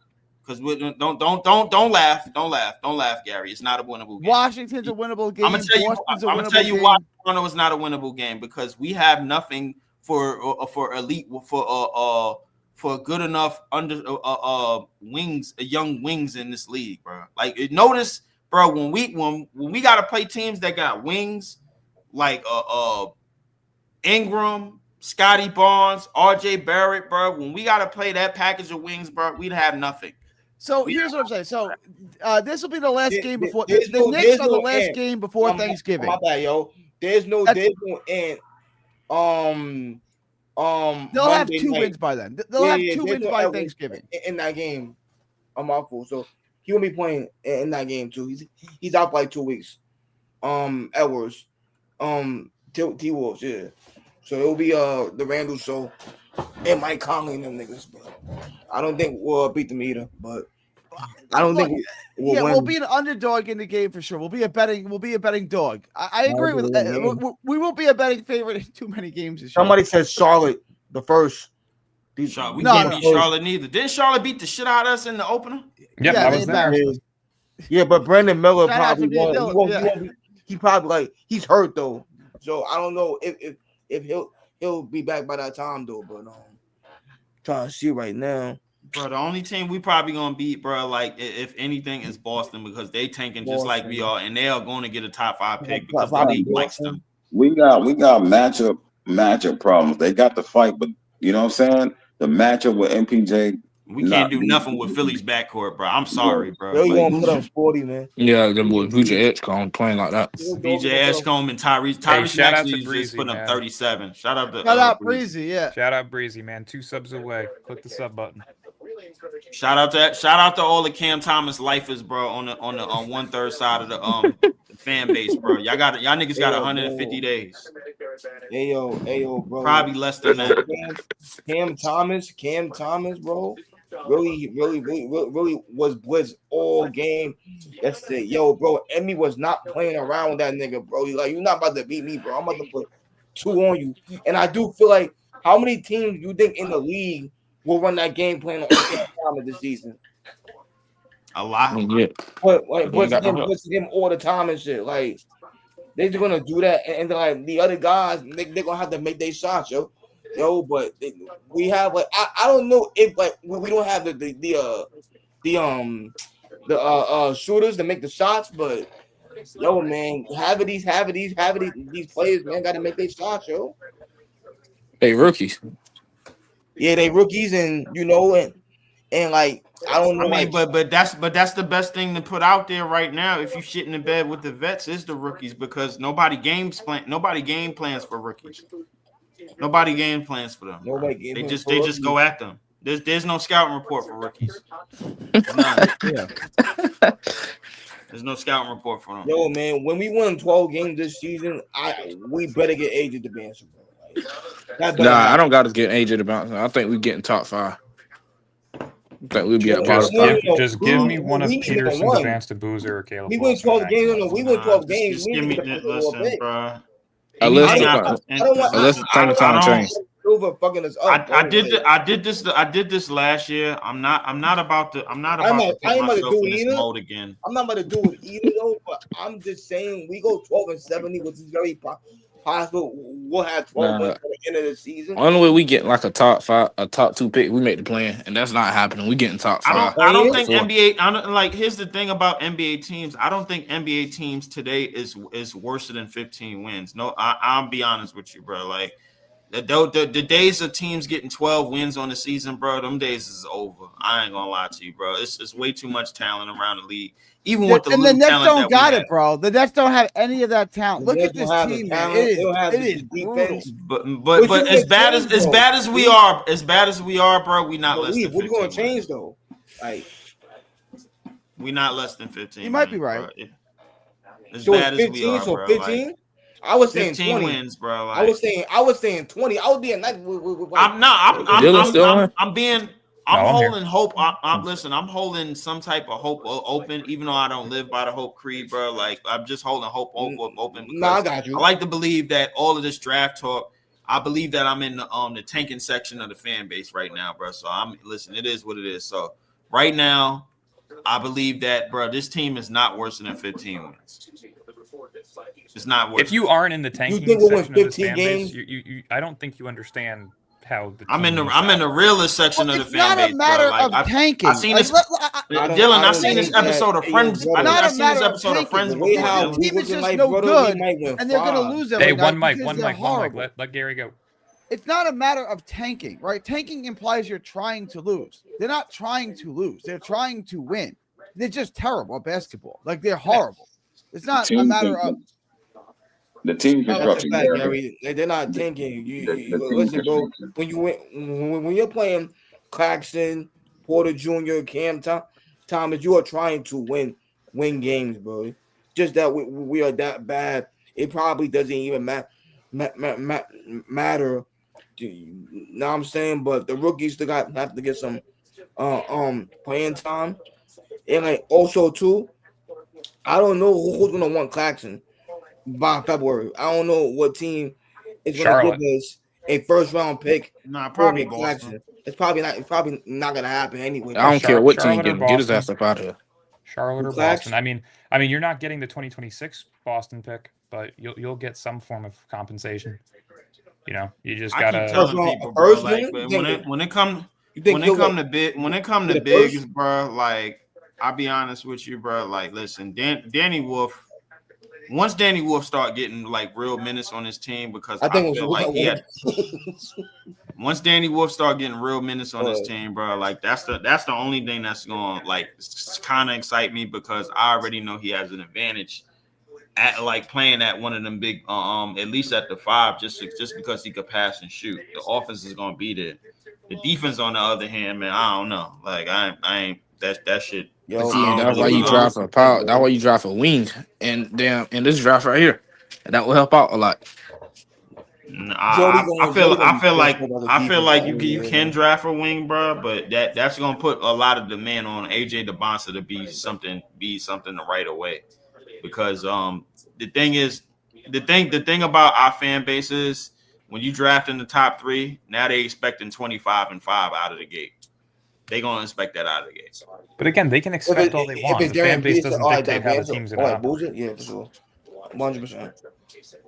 If it's them guys, yeah, like I mean, if it's them 3 guys, yeah, for sure. Like you expect Any of those 3 guys will come in and average 18 plus. That's down to I don't know about that. No.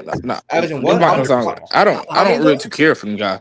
To be honest with you, I look at the bottom 5, top 6, top 7, because I already know we not. I know we can get 3. It's possible we get 3, but I already know the NBA not giving us 2, 1. That's why I don't even study them. That's why I'm studying top 3. So like you think that? So right now 3 is what? Peterson, Nate Ahmed, Number 1 is between Peterson and Boozer, so you have to figure that's the top 2. I would say DeBance is probably the best you get at 3, and then if you're not at 3, you're looking at Caleb Wilson or Nate Ahmed. So time out. So DeBance going 1. No. So Dibanza might not go I'm 1. not Not go 1 though. I ain't go. I mean, it depends. It depends how they see it. It depends what team gets 1 and what team gets 2, right? So let's say if it's Boston, right? If Boston get 1, Brad will he'll probably go Dibanza because he's from Boston, He's from Mass. Boston, so yeah, but we've also seen though Boston make the smart decision though. They had the number 1 pick, they had the opportunity at Lonzo, and they traded it back to get Tatum. Yeah, Boston's not back, stupid. right? So they Best could have fit just for picked. They Boston could have by just far picked Tatum at Tatum. one any damn way, man. I mean, exactly. But Well, my they point got- is, though, yeah. is that they're too smart to take Demansky. They already Their got biggest 2 need is a wings already. You two-guard. know what I'm saying? So like, was like it will be. I mean, but I mean, one. but they. I feel like they could pick the Banter, bro, and get Tatum back and still be straight, bro. Like to me, And like still be the straight Banter, regardless. because Yeah, they what they gonna throw JB at the 2 and throw the they Banter gonna at the 3, Brown, right? Brown No, at the you would 2. probably have Brown Put him at at the the 3 4, and put Tatum at the 4, and then Peterson put at the 2. I Banter at the 3. Yeah, and then The they- Banter at the 2. No, Yeah, no, put the I'm Banter saying at if the they 2. were to get Peterson, they would have JB Peterson at the is a 2. 2 guard in this league, just to let you know. He is, but he's played the 3 majority of his career. Because Tatum got shifted to the 4. So ever since they got Porzingis and they shifted Tatum to the 4, Brown's been primarily playing the 3. That's true. But Nah, now, to me, but Peterson now is that the 2. if you got a chance to pair 3 6'8", 6'9" dudes together, bro, you do it about That's any guard. crazy. That's crazy, bro. Like that's crazy. I don't care And, how like, you pair the this shit. I don't thing- care who's playing and then- with it. You do it. Yeah. And it's like also it depends too if like Tatum is like. Do you not see the Houston Rockets lineup? Any of y'all see their lineup? Yeah. Like you got Everybody- KD. They got all 6'11". bigs. Yeah, they are big. You got Sangoon Bad 6'11". call. You got you got goddamn Mid Thompson. with Tari Eason 6'11". But that's what 6'10". I'm saying. We need I'm telling you, man, Houston's going to be a team that goes after Cam Thomas. KD's got the relationship with him, and they need a secondary scorer. Amen has clearly not taken the leap yet to be a full-time scorer, and they need him primarily for That's- defense and that's playmaking gonna if they break- want to I win. I'm think gonna hold you. That's gonna break my men heart, got to take dude. the step and being I'll be the alright. guard and being a floor setter for them. But that's what I'm saying, because- though. Like, if you have Amen at the 1, Cam Thomas at the 2, you'll have KD at the 3, Jabari at the 4, and No, I don't think Cam Thomas is That's going a over there to July, start. right? I think he's going over there to be a bench scorer, bro. You mean I in don't think he's July, going right? over there to start. John? Well, Not no, now, they're gonna right? do it this Because season. I mean, because I think They won't that do I it think now. that They won't do it now. if Cam Thomas is going to a team that's trying to do something in the playoffs, I don't think he's going over there to start. He's going over there to be the top bench scorer. I think he's good for the rest of the season. they Nah. have too good of a defense with KD, Jabari, and what's his name, Amen, that it will allow Thomas to start. Nah. Like, they won't have to cover up too many flaws within his game because they have such Nah. good defenders around him. Nah. I mean, I would agree with that, but just off the strength of not having too much off the bench and your bench lacking firepower when you can add firepower to it, bro. I think he'll come off the bench. Are you ready for your peace of mind? Liberate yourself. That's just me, but That's I just don't see him. I just don't see him starting on any of these. So we definitely gonna need top 3 then, bro. Cause we was killer. I ain't gonna hold you. We ain't gonna have no scoring, bro. I say, bro, keep it a We don't need top 3. listen. All I don't care. Listen, all I need is a top 3 pick in Zion, bro. Like y'all figure this shit out the top rest. 3. We don't need top 3. That's the thing. No, we need I ain't gonna top hold 3. you. No, we We need top get 3. Zion. I don't think we need top 3. 3. I do. We'll be all right. Caleb Wilson Bro, is a really good bro. player, but I would still prefer top 3. I prefer top 3. I like if you give me 4, bro. That means that you that means that you playing games with me, bro. You just like. Nah, Then we'll get Nate and Met. I ain't gonna hold you. Whatever. We'll get Nate and Met. You would get Nate at 5 probably. Nate at 5. I don't want Nate, Wilson bro. at 4. And then They already got Nate dropping down to 9. I'm not even gonna talk about who I want, man. I don't care about none of these niggas, bro, until they get in the Nets jersey. I ain't gonna lie to you. Yeah. I ain't gonna hold you, bro. I'm not trying to manifest nothing when it comes to this draft next year, bro. Because I got Dylan, will you be happy with Nate? who is that? I Nate wouldn't Met? say that Nate I would Met? be happy with me. I would just say that there's a lot of upside in his game to where I can still be excited. Realistically, I'm cool with anything top 5 as long as it's Peterson, DeBansta, Boozer, Wilson, or Amen. Of course, I still prefer to have Boozer. do you over Peterson, think- though. Did you got on Tune? let me get Who's gonna Breezy. bring I didn't Barclay, even see though? Breezy up here. Breezy, you've been quiet, my man. What's on your mind? What's up, bro? What's And up, bro? Shout out your show and tell us what's on your mind. yeah, no, I just got I was here for like 2 minutes. My show is Big Fan Breezy with the Brooklyn Nets vlog on YouTube. Yes, sir, my boy.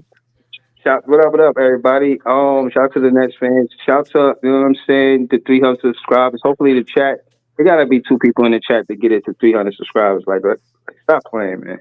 But I was just coming to say, for one, I don't like being referred to as a Cam Thomas lifer. That's for Leaf. For 2, I did cover the Nets before Cam Thomas came to this team, and before I knew Leaf, and before Leaf came to my page. That's 3. And that being said, I really did see player development with Kenny Atkinson, and I know what it looked like. And it looked like what he did with Karras and Spencer. And for the final point, if we just got this draft class, and with whoever we draft next season, that is not enough for a rebuild from what I've seen thus far. We're gonna need more than that. We're gonna need somebody to replace Cam Thomas scoring. I'm not even fitting to argue with y'all about whether he's gonna be here or not. I'm just saying, if that's all we got is this draft class from what I've seen thus far, and it is the early 4-game sample size, so I'm not tripping.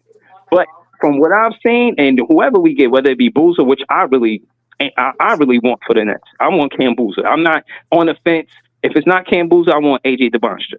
But I'm saying all that to say, it's still not enough for the rebuild. Well, the rebuild portion of it would be done in terms of picking, because when you're looking at a rebuild, it's through picks. That's what I'm saying. Right? So the rebuild portion of it would be done. At that point, you're hitting the retool stage. So now you're retooling the roster around the players that you just rebuilt around. So yes, the rebuild would be considerably done. At that point, you are now looking at retooling the roster. Correct, Dylan. He's right. And my thing is, they didn't show me enough, bro. To me, Yago is a big bruise. It's a bruise on the neck. Man. You gotta touch the paint, bro. Him being a point guard, and I agree with Dylan what he said last night on the stream. I'm not expecting AI crossovers. I'm not. Long as he could have a decent assist turnover ratio, like real low with turnovers, just kind of like protect the ball. I don't really need you to do nothing fancy, but I do need you to touch the paint and do need you to at least attempt a shot inside the 3-point line. And that's it. That's all I got. I got a question, bro. Is he a better ball handler than Danny Wolf? Because I don't think so. I don't think so. Yo, why is Danny Wolf be a better pass in one island, bro? The fuck, like. Is he even a better offensive player than over Noah Clowney? No, that's true. Give him Danny Wolf minutes over Noah Clowney. Him too. That's the fact. I need him traded. I need him traded, bro. They picked that up. He could get going. I can't believe they picked up that on option too. I was like, what the fuck? Why would they do that? Like, I'm like, he's not good, bro. I told people Noah Clowney added muscle. He has the aesthetic. He just doesn't have an ability. It's not good. Hold on. I just want to ask. He's still out there shooting threes. Okay, I just want to ask Dylan and Gary a question before I gotta get back to work. But I just wanted to ask y'all: do y'all really feel like the EuroLeague talent is more important than the NCAA talent? No, I don't think there's more importance to either of them. I think they both have some pros and cons, but there's really nothing that shows me that that the EuroLeague develops better players than college does. That's as of the past couple of years, has there been more superstars that probably come out of the EuroLeague than the college basketball scene? Maybe, because you got Jokic, you have Giannis, you have Luka. You can consider SGA as a international prospect because he came out of Canada. So he played college basketball, of course, but he's still an international prospect. So in terms of who the greatest players are currently, yeah, the EuroLeague's probably got the NBA, the college basketball scene by a little bit. But is there a major difference? No, you still have Jason Tatum. You still have guys like Anthony Edwards. It's a very even set on if you're going to hit or miss on a superstar, depending on whether or not it's EuroLeague or college basketball. I was taking you seriously until you said Jason Tatum. Listen, I'm not a Jason Tatum fan whatsoever. I really am not. I don't like his game whatsoever. I think he's one of the more overrated players in the league, but he is still a superstar. He has a championship. He has been the number one option over in Boston now for 4 straight years. He's considerably a superstar. He puts up 28 plus. He puts up 8 plus rebounds. He puts up 4 plus assists. He's been an all-star every year. You have to consider that a superstar. You do. Is he a top 5 player in the league in my eyes? No. Is he top 7? Yeah. I would put him around like 6 and 7. Don't say some stupid shit, chat. We're not doing that. Yo, hold on. So high on Cooper Flag coming into the NBA. What's your thoughts on him now? How you feel about him? He's still going to be a star. He's still going to be an all-star for many years. I was telling Gary about this earlier when he asked. These types of things happen with rookies. Guys will struggle here and there, especially when they move to the point guard position, bro. Yeah, they never it's a whole different system than what he's used to. He's not really a guy that is primarily supposed to have the ball in his hands to create his own shots and get others open. He's supposed to be a guy that plays off the wing and creates from there. So it's a very different game. It's kind of like in the NFL when you move a guy from cornerback to safety.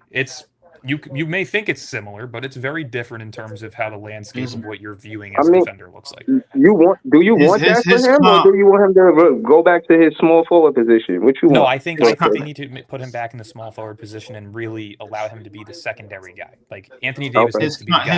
His comp is Gordon Hayward and AK-47 at right now, but his ceiling, ceiling is. I don't even know what his ceiling is. His ceiling's Paolo and Tatum. Okay. Huh? 100%. He has a very nice mixture of both of those players. He said Paolo and Tatum. You heard what he said. He said Paolo. He might be better than Paolo. Yeah, Paolo and He might be better than Paolo. He's definitely a better prospect coming out of college than Paolo was. Wait, hold up. Paolo's body though, I would say Tatum is. He's a better defender than Paolo. That's 100%. true. That's true. Yeah, I give him that. He's a better for defender than Paolo. Worth. He's more athletic than Paolo. He has a very similar offensive. More game athletic than Tatum. Paolo. He's definitely more athletic than Paolo. He's super athletic. I know you roll your eyes because he's white boy from Maine. He's super athletic. I don't know if he's more athletic than Paolo. No. I'm hold on. Wait. Time out. Because we are talking about three dookies, bro. They listen. Their careers is liable to go left at any given minute. I ain't gonna lie to you, bro. Like, listen, Paolo at 6'10", 245, 250. He's got a better body. Paolo's got a better body for sure. Yeah. Coming in the league, bro, was running I'm a little bit sick and tired of him taking mid-range. Well, that's why I said Cam Boozer is more of a Paolo. Yeah. Very similar in build, very similar in play style. Boozer just has the better defensive ability. Right. But might have the better playmaking ability too. That Cooper has a mixture of both of them. He's 6'9". He can pull up from the mid-range off the dribble. He can play make like Paolo. He has the ability to his game. He can rebound like Tatum. There's a lot of similarities in both of those players to flag. He just needs to put on a little bit more size and he'll be NBA ready. But again, I think what Dallas is doing though, is what San Antonio was doing with Wemby when they was letting him take all those threes. I think it might look nasty now, but him playing point guard is preparing him for possibly what he might have to do in the near future. Obviously, Kyrie's going to come back, but get your reps of seeing if you can run the offense now. In the near future, this will be something that you have experienced, and hopefully by the time he's 23, 22, or 24, he'll be better experienced in terms of, hey, if our point guard is down, all right, we can experiment and run him at the one. I just think they're experimenting. They pretty much are injured. Can they be a championship team if they were healthy? Yes, possibly. They're close. Yeah, they're close. I mean, AD is a foot away from being out for the season. Kyrie is out of there. Klay Thompson looks like a shell of himself. I mean, it's just, why not throw the kid out there at point guard and see what he can do? You're not really. I gotta end this. I gotta run. Sorry, LM. I gotta cut this off. I gotta run. Appreciate y'all. Everybody. CJ, DJ, Ice is still here. Leaf, of course. Appreciate everyone. I gotta drop off. October 28th, 2025, from Texas to the world. Thank y'all. God bless.